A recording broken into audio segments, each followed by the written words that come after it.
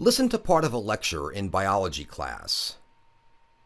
You've been reading about animal behavior. Today we'll discuss one of the most astonishing behaviors in the animal world, dancing bees.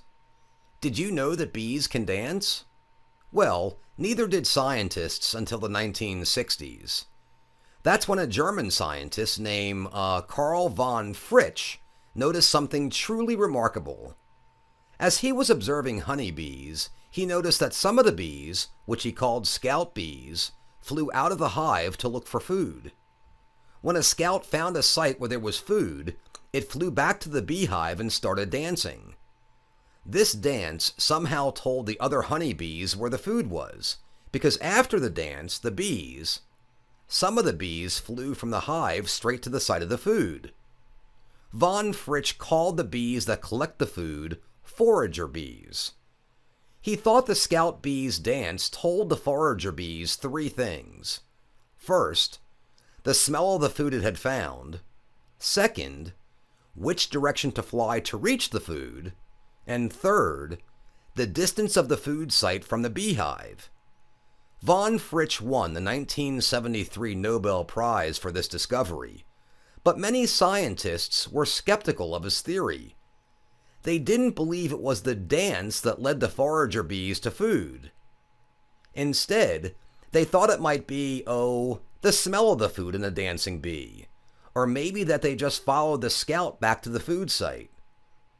Well, very recently, some British scientists used a new type of radar to prove that von Fritsch's theory was indeed correct. It is the dance that communicates this information to other bees. British researchers found that the scout bees perform two types of dances. If the food is near the hive, say, about 50 or 60 meters away, the scout flies in a round pattern, like a circle.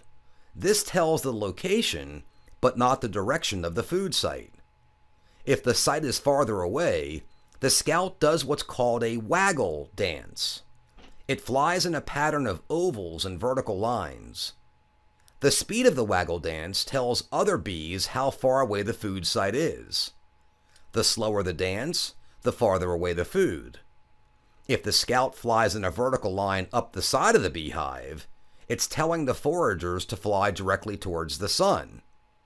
If the scout flies vertically down the hive, it's saying, fly away from the sun. Up is toward, down is away. If the scout flies at an angle to the hive, it's telling the foragers to fly neither toward nor away from the sun, but in between.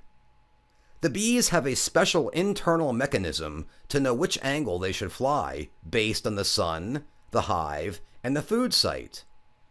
They can also measure the distance they fly by recording the motion of things they see as they fly past. Now, one problem with von Fritsch's theory had been this. It seems to take the forager bees a long time to reach the food site.